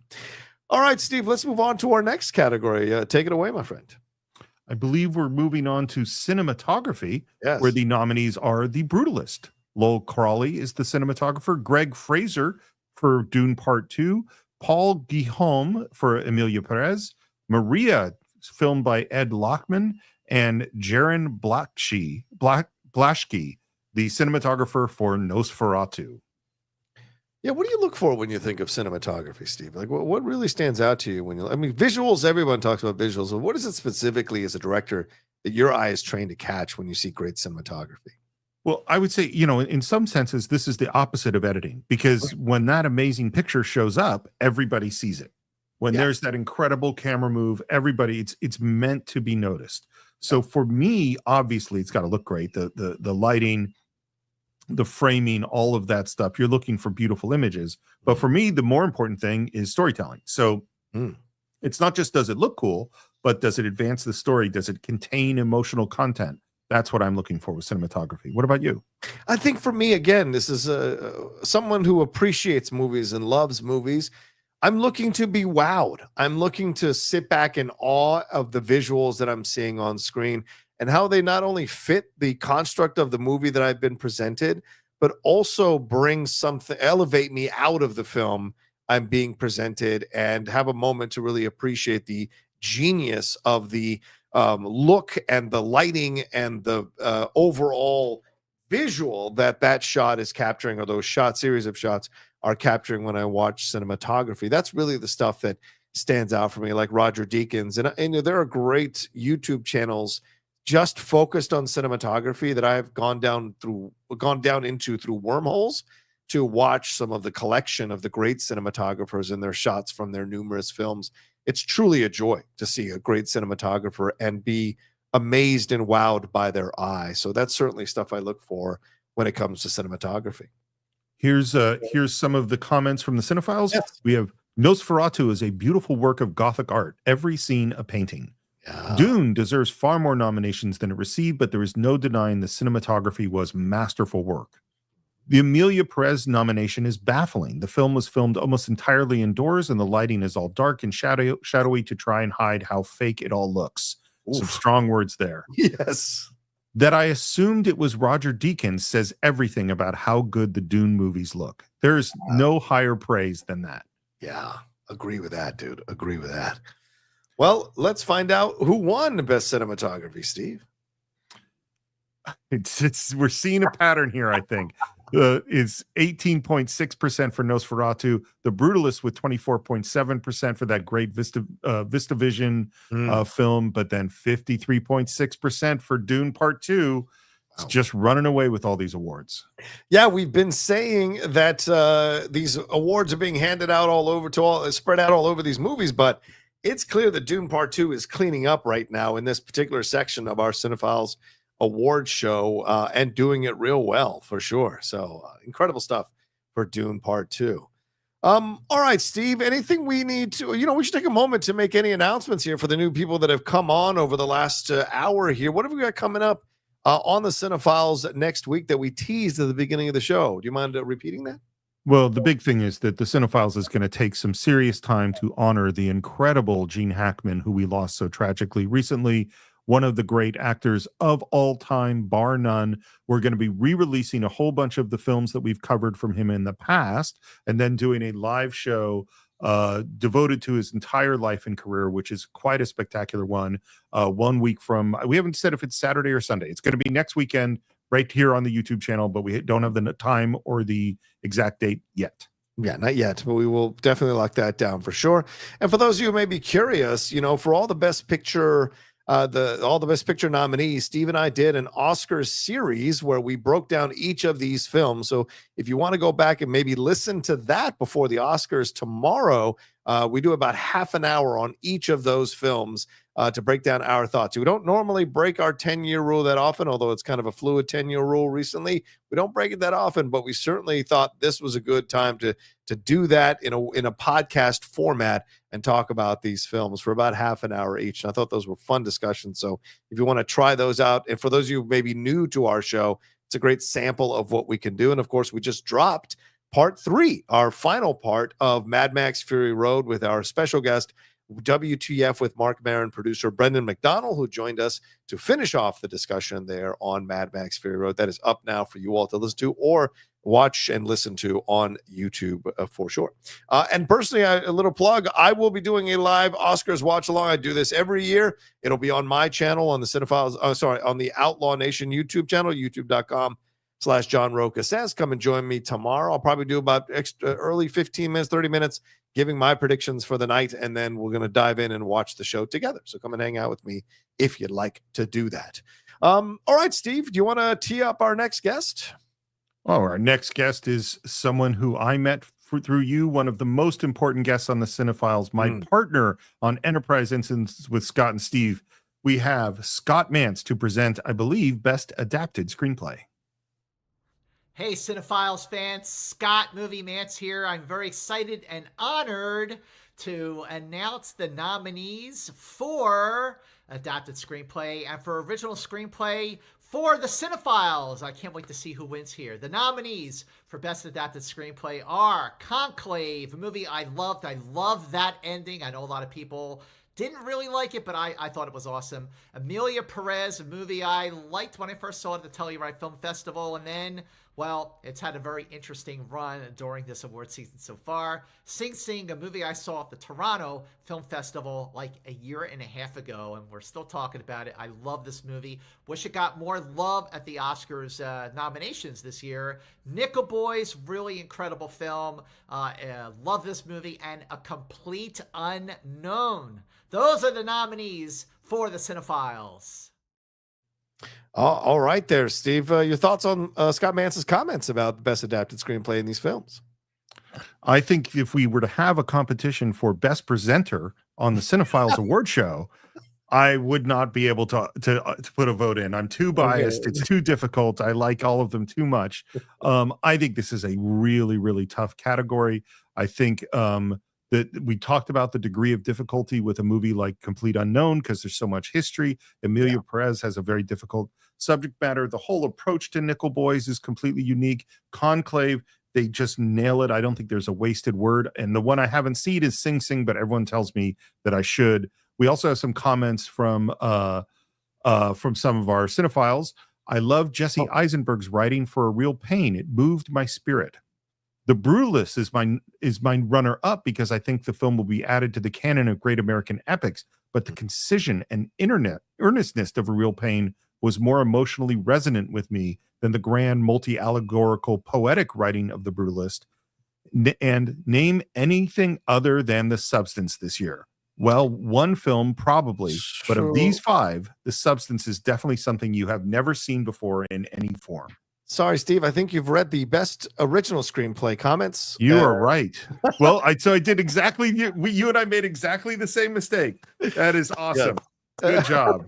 Yes, I had the best adapted ones pulled up, but I was like, oh, maybe he's supposed to do them, and then no, it's jumped the gun. I read the wrong ones. That's you know what it was, and it's because we called an audible and switched an order. And so I Yes. was just clicked on the one that was supposed to be next. So, Don't hey, slip. look, this is live TV, people. Hey, This is this like is the how it days of works. Sid Caesar. Stuff's going to happen.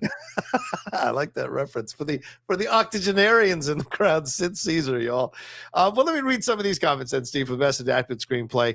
Thank you. Sorry. No worries, no worries. Sing Sing was so beautiful and so uplifting to see the power and beauty of art, even in the worst of circumstances.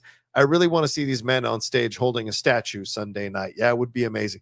Steve, I mean, I cannot recommend it enough, and you will be in pieces when you watch the movie. It's such a good movie. I read the book Conclave, and I was impressed with how well the writer did adapting it for the film. I love slow burn stories. We have someone who's complaining a little bit. I seem to be the only one who loved the bike riders as much as I did. I think its screenplay really stood out. The story was told in a cool way that kept me engaged the whole time. Here's another one. I know you two weren't as keen on this film as I might have been, but I think this is a remarkable screenplay. Screenplays are more than just the dialogue on the page, and I think the precise, naturalistic, yet story-driven screenplay of Nickel Boys is a bold swing and should be recognized for pushing the medium of screenwriting into new territories. And I like this comment. I thought this movie would have me asleep in 10 minutes. In the end, I was riveted to the very last second and found it to be my favorite of the year, and that is Conclave. So really good, strong comments there for Best Adapted Screenplay. And anything to say on those before we find out who won, Steve?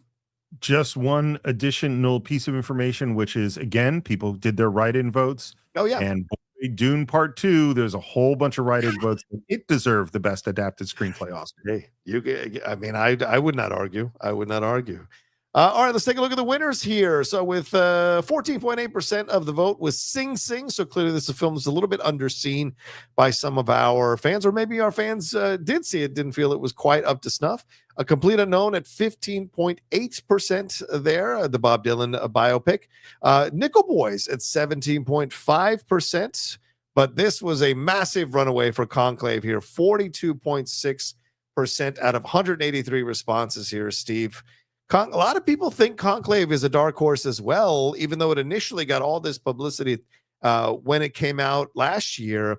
It seemed to kind of die down as these other films came out, and it started to make a little bit of a run back again thanks to the BAFTA. So do you think it has a chance to win not only Best Adapted Screenplay, but maybe even Best Picture?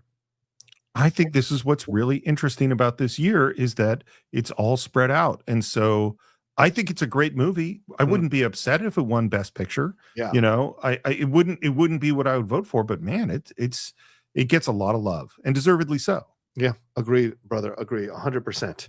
All right. Well, let's see if we've got another case to make for one of the best presenters ever on the Cinephiles Award Show here. Steve, shall we take a look at Scott Mance presenting another category?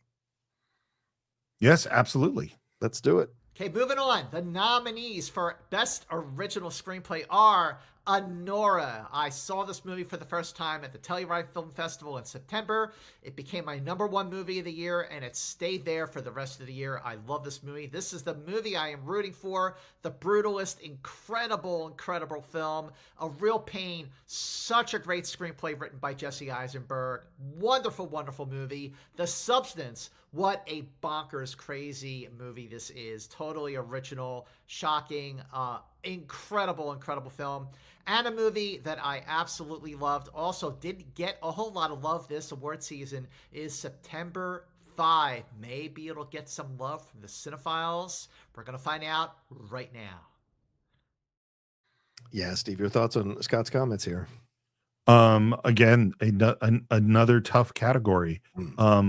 For me, my feeling, it's really, really hard, but my gut would be Anora. That would be my vote. Yeah. I love that Scott highlighted September 5. That is a film that is currently out, I think, on Paramount Plus. If you have that streaming service, I cannot recommend that movie enough. If you haven't seen it, it's pretty much set in an entire TV station in the 1970s when that attack at the 1972 Olympics happened. And you are on the edge of your seat throughout. And the dialogue that is going on between all the big players and the smaller players in that studio and outside that studio is really incredible. And it's so taut and so tense that I was just blown away. And so I was very happy to see that was nominated. If it wasn't nominated for Best Picture, which I think it should have been. I was very happy to see it being nominated here. Real Pain, great dialogue written there by Jesse Eisenberg between him and Kieran Culkin and Jennifer Grey and others who were a part of the movie. I thought was fantastic. The Brutalist, I mean, come on. There's some insanely awesome scenes that are well written in that movie, and especially in that second half, some of the stuff that happens. The Honora stuff, I mean, the best compliment you can give a script is when it feels like it's it feels like it's improvised dialogue in the moment, because it adds so much realism and truth to what you're watching. And I thought there was a lot of that in Honora, and the dialogue there was incredible. And of course, the substance, so much commentary going on in the back and forth, along with the black humor or dark humor that you see throughout the movie. So those are some great choices. But I think in the end, I would have to go. I think I might have to go with Honora as well. Yeah, I think I would have to do that. Is that what you picked, Steve? That is what I picked. Yeah. Well, shall we find out what the Cinephiles Awards people thought? Interesting. It's all of these have been so interesting. So with 18.9% is The Substance, which ties with The Brutalist, also at 18.9%. Tiny sliver for September 5, 21.1% for Real Pain. I thought that had a good chance of winning, but it is the Cinephiles agree with you and I. It's 35.7% for Honora, written by Sean Baker. Yeah, as we said, like just the natural flow of things, so well done in Honora. All right, Steve, we are rounding the turn into our final categories and the big categories that usually end the Oscar award shows anyway. So let's jump into Best Actress. Take it away, Steve. Our nominees are Cynthia Erivo for Wicked, Carla Sofia Gascon for Emilia Perez, Mikey Madsen for Honora, Demi Moore for The Substance, and Fernanda Torres for I'm Still Here. This is a fantastic category. Yeah, agreed. A great amount of talent in that category, a great amount of diverse talent in that category. I love that there's an international nominee in Fernanda Torres with I'm Still Here, Cynthia Erivo. So many people came out of Wicked and falling all over themselves to praise Ariana Grande, and I think they forgot how much Cynthia Erivo was a central emotional part of that movie, foundational part of that movie. Nothing happens without what she's doing in the center of that film, and Ariana is nowhere near as good without Cynthia holding it down in the center of that film. So I was really glad to see that she got a nomination for her performance as well. Mikey Madsen, what a way to announce yourself from where you were coming, which is on TV, being a series regular on some shows, to jump into something like this now with this performance. Everyone is talking about her. And Demi Moore, I mean, that's the odds-on sentimental favorite. So I love her in that role. And I think Carla Sofia Gascon, I think she earned her nomination. So I'm not going to say anything negative on that side. I'll, the tweets aside. But I do think in the end, it's probably going to be Demi Moore in a well-deserved sympathy vote. But certainly I think her making a comeback in this way, I think a lot of people are going to award her. But Steve, a lot of people think Mikey Madsen might be the odds-on favorite here. What are your thoughts? This is one of those categories where I would be happy if any of them won. I think they all gave great performances. I think they all gave interesting performances. They're all deserving. I think Demi Moore's performance was incredibly brave. Fernanda Torres's performance was incredibly controlled, self-contained, powerful. I agree about Carla Sofia Gascon. Cynthia Erivo holds down that movie, and you cannot argue with that voice, which particularly when you get to Defying Gravity is off the charts. But for me, my vote would be Mikey Madsen. By the way, we also had a fair number of write-in votes for Lily Rose Depp from Nosferatu, Kristen Stewart for Love Lies Bleeding, and Zendaya for Challengers. There's some strong write-in votes as well. What's your pick for this category? Yeah, I think I have to go with Demi Moore. That's my own personal choice, Demi Moore. But I love the snub choices. Those are great choices. All those performances were astounding this year. And so again, Steve, what I know well is acting. What I go see films for and can tell you what works and what doesn't is acting. And I think all of these nominees deserve their nomination, and these snubs should have gotten nominations as well, which is why I'm a big proponent of expanding the number of nominations in all of these categories, because there are more films than ever before, and there are more international films being considered for these awards. So why wouldn't you increase the number? Because a lot of these ladies and these men should be recognized for their work. Oh, absolutely. I agree. Yeah. Let's see the winners. Okay. Oh, okay. Wow. 8.2% for Cynthia Erivo, 15.3% for Fernanda Torres, and then it is pretty close with 31.6% going to Demi Moore. But the winner, the young challenger, upsets the veteran pro when Mikey Madison wins for Honora with 38.3%. How meta, how very meta that a Right? young actress would take the award away, which may happen tomorrow. And I can't wait to read the headlines if that does happen tomorrow in the Oscars ceremony. So yeah, this is a great choice. Unfortunately, Carla not even registering a percentage there, but a good strong category as we said. Well, let's move on to the other side of that category, and that is Best Actor. And take a look at who the nominees are here. It is Adrian Brody for The Brutalist, Timothée Chalamet for A Complete Unknown, Coleman Domingo for Sing Sing, so great to see him being nominated, Ray Fiennes for Conclave, and Sebastian Stan for The Apprentice. A really shocking nomination for The Apprentice, considering how many people were, how he was not even invited to do a variety actors on actors, because all these publicists told their actors to not do an actors on actors with Sebastian Stan because he was portraying Donald Trump. So I love the fact that he got the last laugh here by getting the nomination for Best Actor. What do you think, Steve, when you look at these actors and you look at the performances they delivered this year in these 2024 movies? I mean, there's some great performers. It's such, again, I haven't seen Sing Sing, so I can't comment on that. But for all the others, I go, yeah, all of these are deserving of the award. For me, the performance, it's so hard, but for me, it's Adrian Brody. You just can't. That's a Best Actor performance for as far as I'm concerned. Yeah, I absolutely 100% agree. It is a Best Actor performance. Let's read what some of our cinephiles voters thought. He became Dylan Chalamet, and Dylan is a mystery of a human being.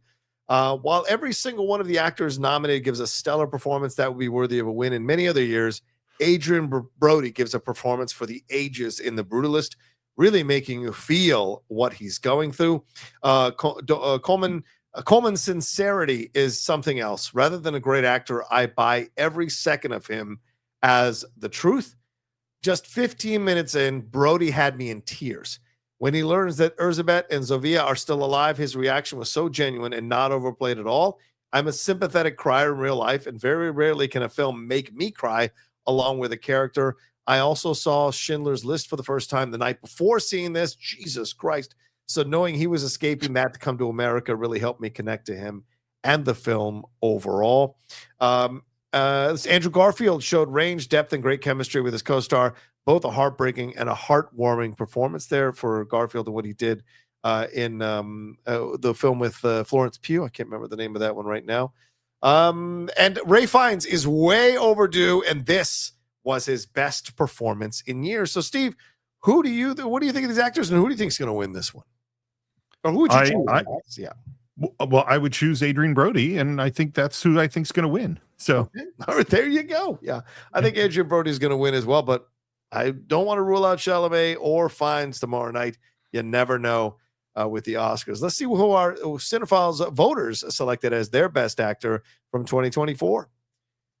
Oh, that's the wrong one. Sorry about that, guys. All right, so you see that sometimes it happens. Some PA is going to get fired for that one, John. What the hell happened here? Steve, is there any chance you have it that you can pull up and read the number? I'm sorry that I don't have it. Yes, I do, but hold on. Give me 1 second to get there. We're talking about actor, right? Yes. Right.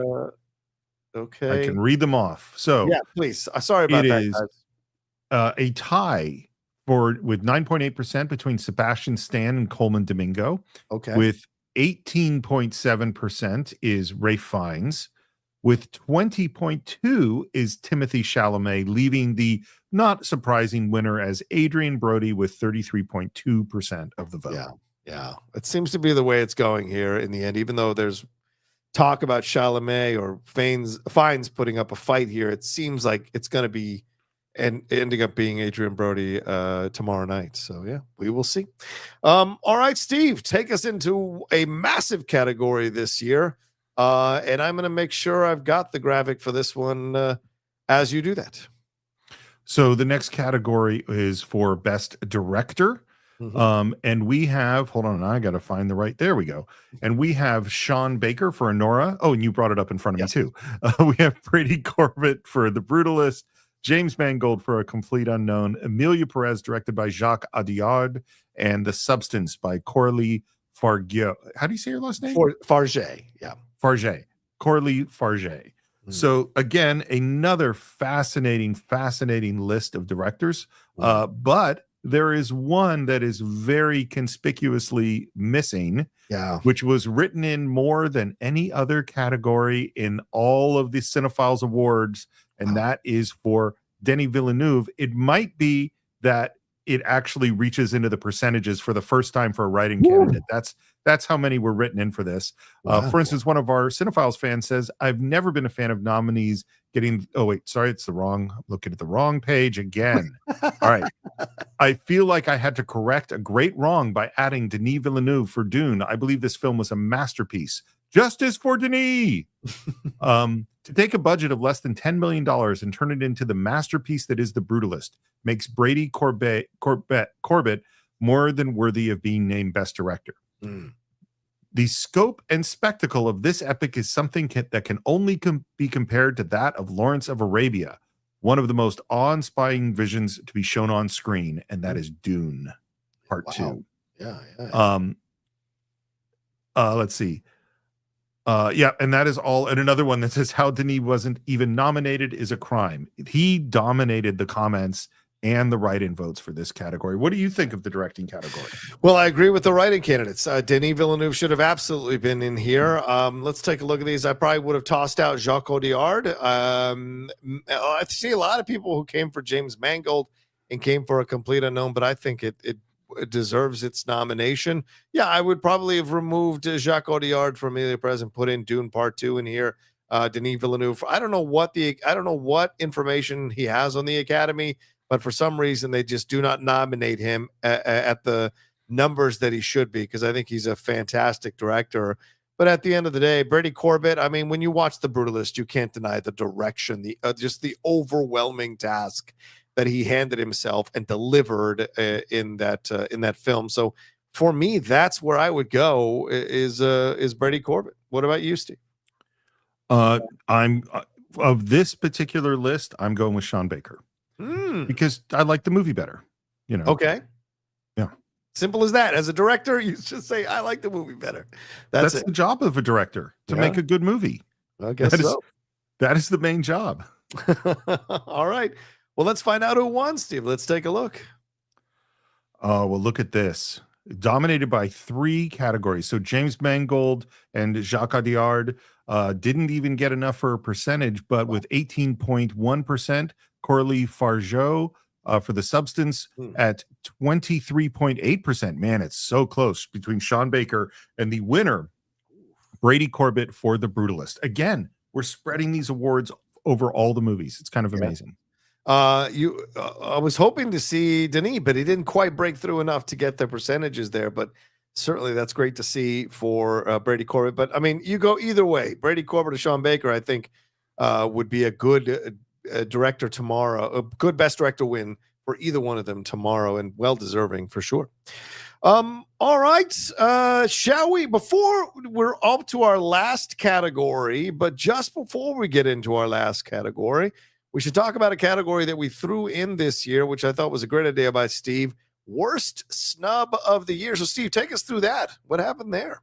So we just opened it up entirely and said, what is the worst snub? So it could be any category, any film. What do you think was the biggest snub? And there is actually a clue. I'm looking at that directing one that we just brought in. And in fact, Denis did make it up. He is at 6.1% of the vote, which beats Jacques Audiard, who only had 2.6%. So he actually, as a write-in candidate, made it up into the actual rankings. Yeah. But some of our biggest snubs, and I don't know, you can bring up the graphic, but it doesn't really show very much. Some of our biggest snubs were challengers that we've talked about a lot. Civil War came up quite a bit. It's really hard to read. We have the 23.8 is just other, and 10.1% is there were no subs this year. So maybe that's what it is, but really the biggest snub, they received a big, huge hunk of the vote, and it's probably that orange one. Oh, the orange one is challengers, but the biggest one, because it was written in all sorts of different ways, is Denis Villeneuve as best director as the biggest snub of the year. Yeah, agreed. We've got some comments from our Cinephiles fans for the biggest snubs of the year. Do you want to read yours? I did not do any of those. So if you have some, Yes, I do. Biggest snub was Eggers for director, but to a lesser extent, Katie O'Brien, Love Lies Bleeding, Seed of the Sacred Fig for best picture, and the music for Kneecap, which I like there. Hard to please everyone, but Challengers is a huge omission. Let's see what else we've got here. Only one thing that I have to comment about snubs is that the Iron Claw not even getting recognized is a huge travesty. I don't think Iron Claw was qualifying for this particular award ceremony. Challenger should have been nominated at least for its soundtrack. I know I belong in the minority that love Joker Folie à Deux. How did Joaquin Phoenix not get a nomination? Gotta say, Steve, I kind of agree with him coming out of the movie, and I said this in my reviews, both non-spoiler and spoiler, that Joaquin's performance in that film, regardless of how good the film was or not, he was incredible and definitely deserved to get nominated. But I think he got caught up with the fact that that was not a good movie. Let's see. Denis could have made every other movie in the directing category, but none of the other directors, as great as they are, could have made Dune Part 2. Ooh, do you agree with that, Steve? I feel like Brady could have handled Dune Part 2. What do you think? I 100% agree with that statement. I mean, it's a big, huge movie. Like, Wicked is the only movie that's of a similar scale to Dune Part 2. Well, it is a big film.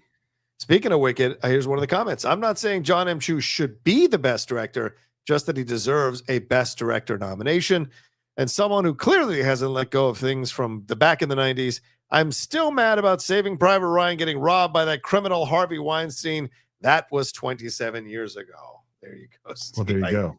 That's a lot of anger to still carry over with you when it comes to snubs, but that wasn't Weinstein. That was a Shakespeare in Love. That was Shakespeare, buddy. So, I know Weinstein produced it, but they shot it without Weinstein being on the set. Cut it out. But it was Weinstein's Oscar campaign. That was a huge Oscar campaign that year. Yeah, I won't complain because I think it's a better film than Private Ryan. All right, so shall we get to our big sausage, our big category here, Steve, or do you want to say anything more before we jump into it? Sausage. That's actually going to be the name of the physical award handed out at each Cinephiles Award. And the winner of the big sausage is... I would love that. That would be great. All right, well, let's look at these and let's take a turn each. Steve, why don't you start us off there with the nominations? Well, the first nomination is for Anora, produced by Alex Coco, Samantha Kwan, and Sean Baker Productions.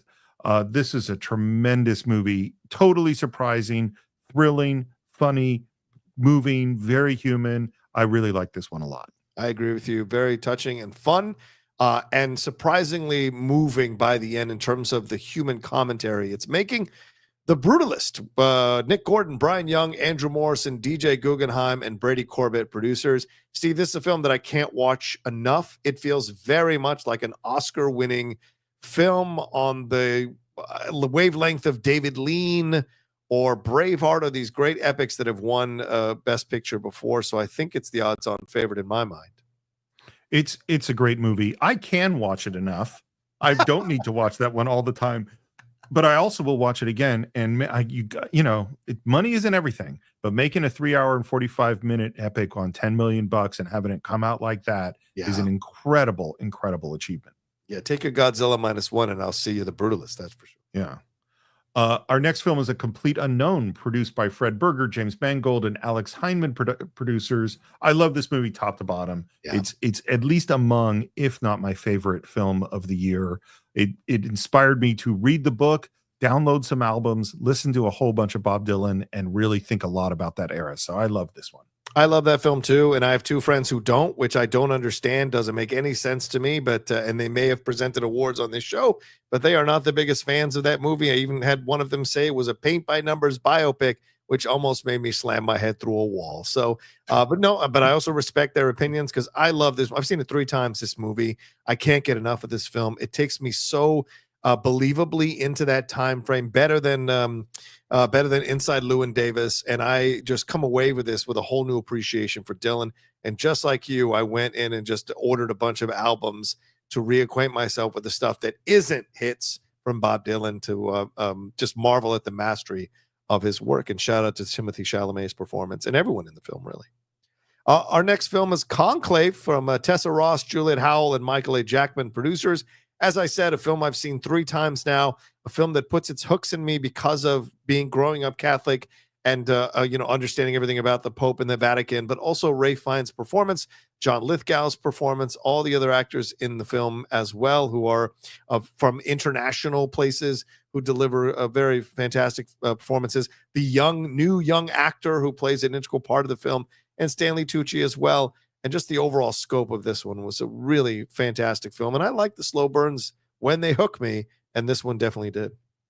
It's a return to classic drama of the old school, and I absolutely loved it. Great performances top to bottom, all sorts of intrigue, and really about important, serious topics as we deal with, leadership and the politics of moving forward.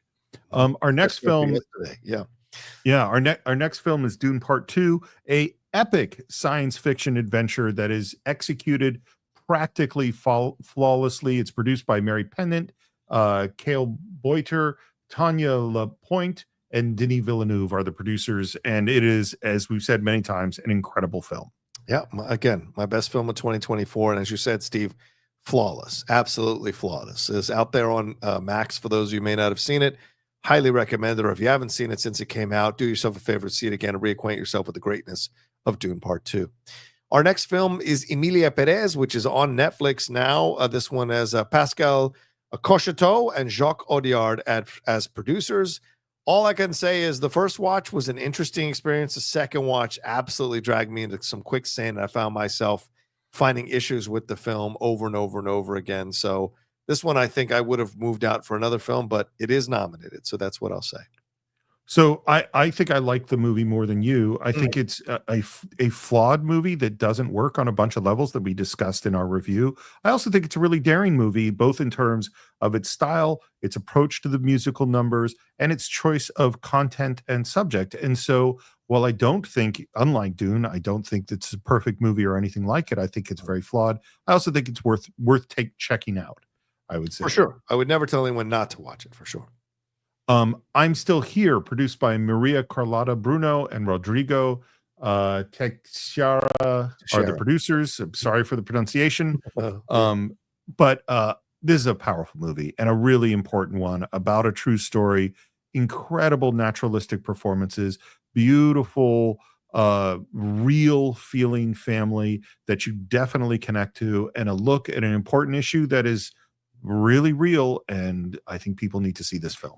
I agree with you, man. And I loved our discussion on this film. Maybe my favorite of our discussions that we had as we were leading into this ceremony. And I thought so much about this movie is devastating and yet resilient, right? That's the thing that I kept coming back to with this film, the resiliency of women, the resiliency of a mother to fight for her family, to protect her family, to even sacrifice herself to be tortured in order to find out some truth so that she can bring closure to her family. It's an incredible film, and what it has to say is truly powerful. The end is your decision whether it works or not and how they do the time jump. But overall, I thought this is one that definitely people should watch. And if you've got an issue with subtitles, get over it to watch this movie. Our next film. Oh, yeah. Okay. Our next film is Nickel Boys, here from Dee Gardner, Jeremy Kleiner, and Jocelyn Barnes as producers.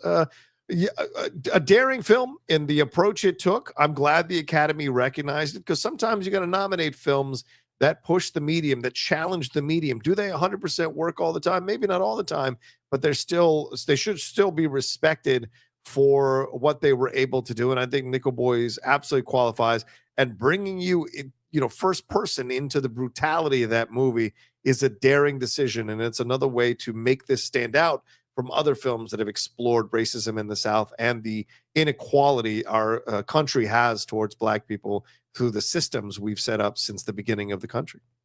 Couldn't agree more. This is another important film, both in terms of its subject matter and in terms of the directorial choices it makes.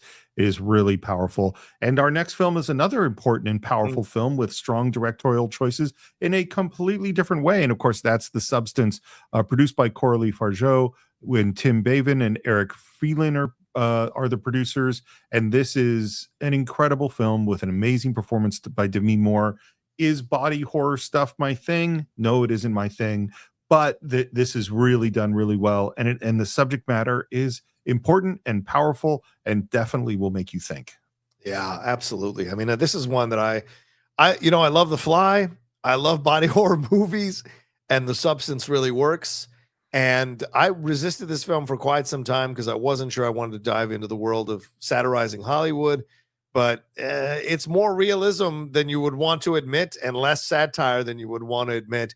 And that speaks volumes about how well Coralie Fargeau directed this movie. And I want to see more from her as a director going forward. And I think this kind of sold me on Margaret Qualley as well as an actress. Demi, I was always sold on. Dennis, I was always sold on. But Margaret here, I think, delivers just as strong of a performance as Demi does in the end. And our final film here is Wicked, with only one producer, apparently, Steve, Mark Platt. I mean, what can you say? This is an incredible adaptation. I didn't think this was going to work. I didn't think the trailers showed me that this film was going to get over the hump. I thought it might even be a box office bomb, and I couldn't have been more wrong. It's incredible how this film came along and grabbed the pop culture zeitgeist and yanked it up on that broom with Elphaba to sing that final song, leading us into part 2, which will come out later this year in 2025. Your thoughts? 2 hour and 40-minute movie. I wasn't bored for a second. Yeah. It moved along beautifully. I was deeply moved many times. It was a lot of fun, very funny. This is a movie. I mean, this is this kind of big movie for the whole family. And so I think it's great that's included. It still has an outside chance to win Best Picture as far as I'm concerned, although it probably wouldn't be my vote, but I like the movie a lot.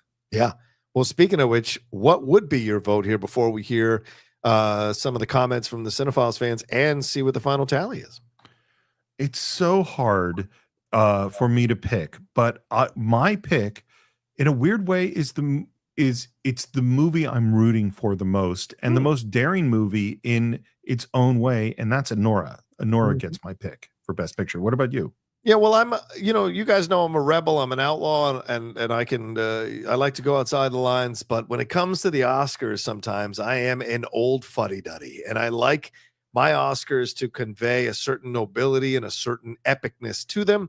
And so for me, if the film is good and epic, that's the one I usually default to. And if Dune Part 2 can't be the winner, which I think my heart says is the best picture of the film of the year, I will have to go with The Brutalist. I think The Brutalist, for what it was able to do, as people mentioned, the low budget and what Brady was able to bring to life, this division, bringing that into people's lives again after so long, I think is just an incredible film. And I love a film that turns something on its head and turning the immigrant story, the rags to riches immigrant story, on its head to show you sometimes the brutal nature of becoming a successful immigrant in this country. I think was a great thing to deliver, especially nowadays when we're questioning so many things in our world, Steve. Absolutely. Those are great points. But who has in fact won the first ever Cinephiles Award for Best Picture? Let's take a look. Wow. Wow. Steve, this is a shock. Listen, honestly, guys, I didn't look at any of these because I wanted to react to them in real time when we brought them up. But Steve, 17.8% for Annora, right? 16.2% for The Brutalist. But Dune Part 2 in a massive, massive upset with 32% of the vote. Steve, what are your thoughts on this?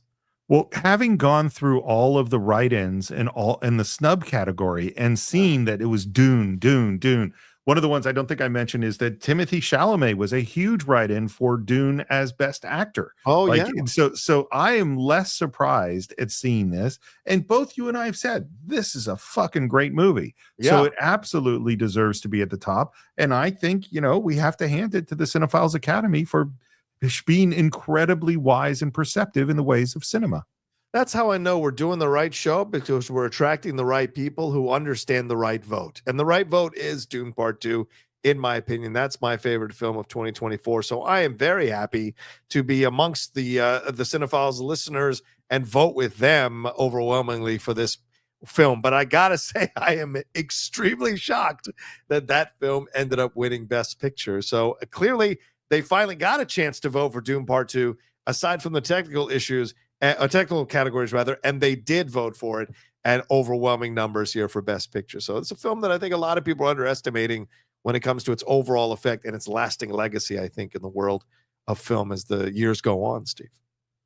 I'm just curious of, will the Academy, the Motion Picture Academy, tomorrow night be able to get it right? I mean, we have pointed the way to the actual best winners in all these categories, and it's just a question of, will the Oscars actually live up to the Cinephiles standards? Yeah. Well, do you want to hear from some of the Cinephiles fans on the Best Picture category? Okay. I'll read some. If you have any, Steve, please feel free to chime in here, and we'll get to the Streamlabs and Super Chats after we're done with this. When we look back on this year in film in 20 years, Dune 2 will be the one film we remember. Whoa. The Brulist may get my vote for the Best Picture in the quotation marks, but I've seen all the nominees, and The Substance is my favorite. Oh, I like that quiet push there. A fully fledged tragedy about the lust for power, religious exploitation, imperialism, and hope that happened to be in outer space. That's Dune Part 2, which I thought was a great swerve, because I thought they were talking about Conclave. Sing Sing should have been here. My favorite film of the year is Wicked, because I come from a musical theater background, and Wicked is the Avengers Infinity War for theater nerds. Challengers kind of got forgotten about in these award seasons, or maybe I just love it more than other people. I'll go Sing Sing, because it should absolutely be in the conversation, and very well might be the best film of the year. I think Civil War should have been nominated for Best Picture. Had it come out later in the year, I think it may have had a chance. It may have been too on the nose right now. I mean, even more so than ever, Steve. It might have been too on the nose, considering what's gone on over the last few days here. What about you? What any other comments stood out on this sheet? Gotta say, I've seen all 10, and this is one of the weakest lineups for Best Picture ever. Wow. I keep Dune, Brutalist, Anora, and Nickel Boys, but there are much better films from last year that could have replaced the other 6. I think those are strong words, but these kinds of nominations get strong feelings. Also, someone pointed out one of my spelling errors, which I always appreciate. Thanks, guys. Thanks.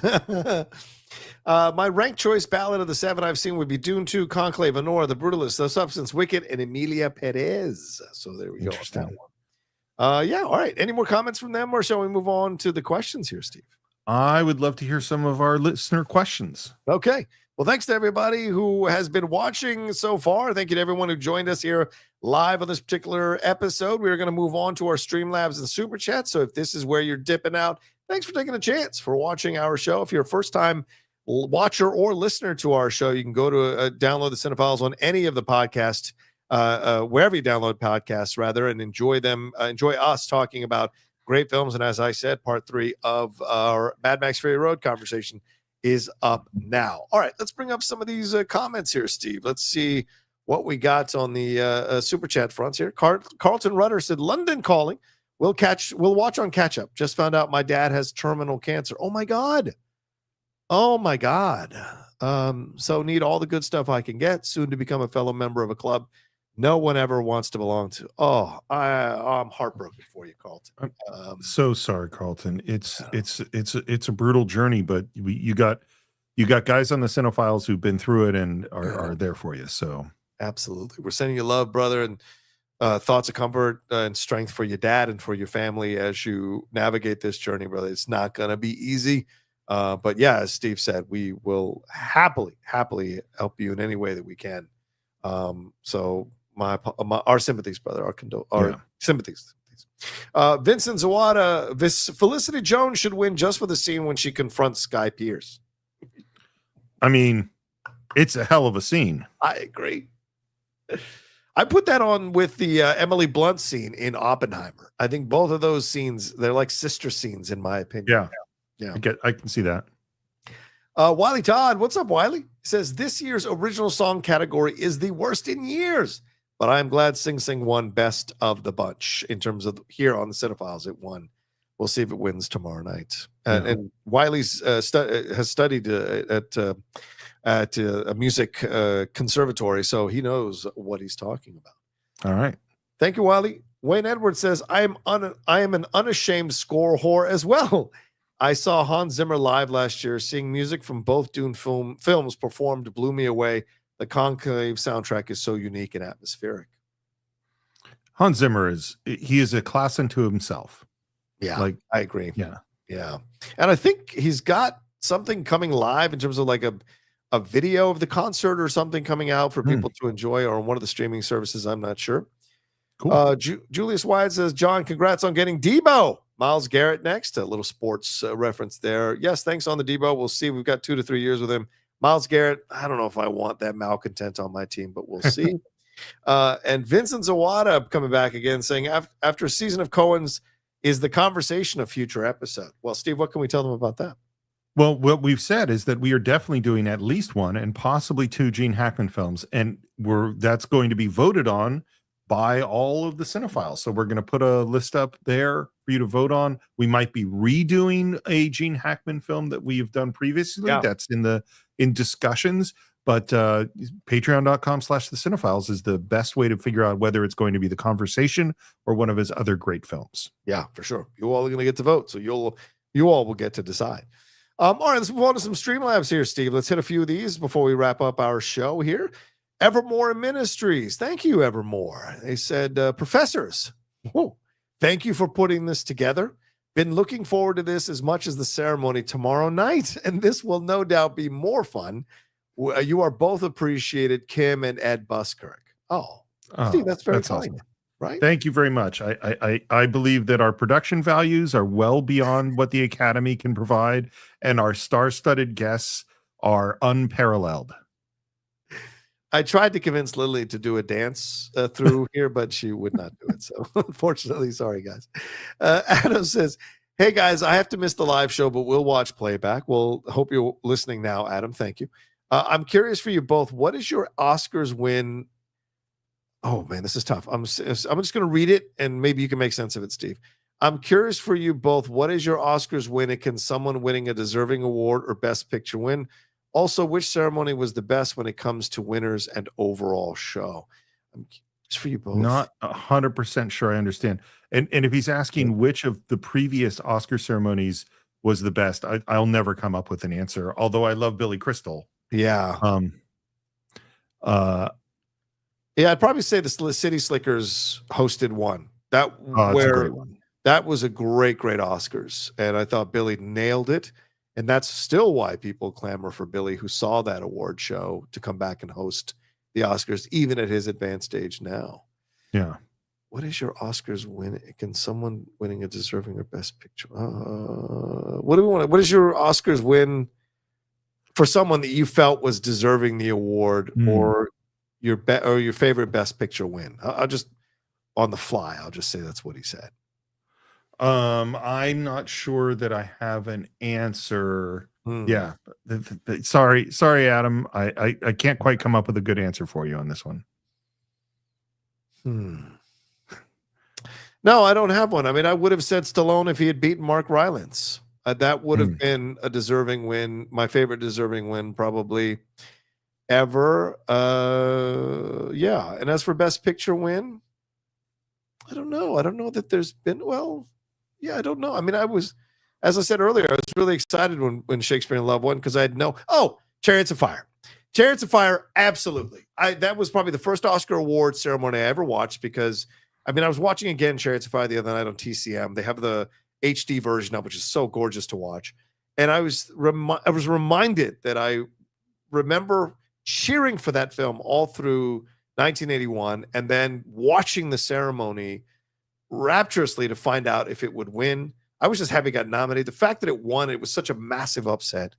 I will always remember that as like a deserving win, and in my opinion, my favorite Best Picture win. So that's what I'll say there. Wayne Edwards, thank you, Wayne, for the very kind donation. A Geek Buddy / Cinephiles crossover, very cool. A good year for movies is when I have at least 3 that blow my mind. I had 5 this year. Dune Part 2, The Substance, Wicked, Baby Girl, and Late Night with the Devil. Love for Conclave also. See any of those that we didn't talk about, Steve? Baby Girl or Late Night with the Devil? I haven't seen Baby Girl. Have you? I have, yeah. Ooh, it's an interesting experience. Kidman is great. Yeah. It's a very sexy film, is what I would say, and I appreciate that about movies nowadays. Alan Smithy coming in right at the end with the final super chat. Thanks for the show, Stephen John, and everyone else involved. He was just the 2 of us. Love the guests and format. Can't wait for next year. Oh, everyone else involved who's guests. Yes, absolutely. Thank you for saying that, Smithy. Love the guests and format. Can't wait for next year. I think this has been a ball. And so thank you, Alan. I think, we said this is the inaugural Cinephiles Award Show, and I think that we'll be back next year with the same thing, barring anything unexpected. I agree, and I think we're going to have more guests. I think Steve and I are going to have although I thought we did really good for a first time out, I think we're going to have a much more leaner show next year. We're going to work out some of the kinks. Both of us not read the wrong page, and we'll have a fun, an even more fun show, maybe with some videos in between to entertain people, montages maybe. We'll see down the road with the next award show, but we wanted to do this as a trial run to see if people liked it, but it seems like a lot of people seem to have enjoyed it. And we had almost 100 people joining us live for a majority of the show. So thanks to everyone who hung out. Thanks for the Streamlabs. Thanks for the Superchats. Thanks for the lively chat. And what do we have to tell them, Steve, as we wrap up this first ever Cinephiles Award Show? Well, if you are not subscribed either here on YouTube or through one of the podcast feeds, you should do so immediately. We'd love to get your comments right here on YouTube. Of course, reviews on Apple Podcasts are great. Comments on Spotify are wonderful. If you want to buy or stream any of the Oscar films, we do have a website up on cinephiles.net where you can check those out. You can go to patreon.com/thecинephiles, where all of you were probably there because you voted in this year's Cinephiles Awards, and you can now vote for our upcoming Gene Hackman film that we're going to cover. And you can follow me at SR Morris on Twitter and SR Morris1 on Instagram. And you can follow me at the Rocha Says, you see down there on Twitter, Instagram, TikTok, and Blue Sky, which I'm on now as well. And if you want to join me for my live Oscars watch along, that is tomorrow night, probably 15 to 30 minutes before the show itself actually starts. We'll hang out, talk about our predictions, and then get into show and watch the whole show. I always stay on the whole time. So come and join me tomorrow night. This was a nice training regimen to do that as well. All right. Thanks, everybody. Take care of yourselves. Be well. Don't forget our new episode is up now for you all to listen to on Mad Max Fury Road. And we'll talk to you next time with another brand new episode. We'll talk to you next time with another Cinephiles Award Show next year here on the Cinephiles. Peace until then.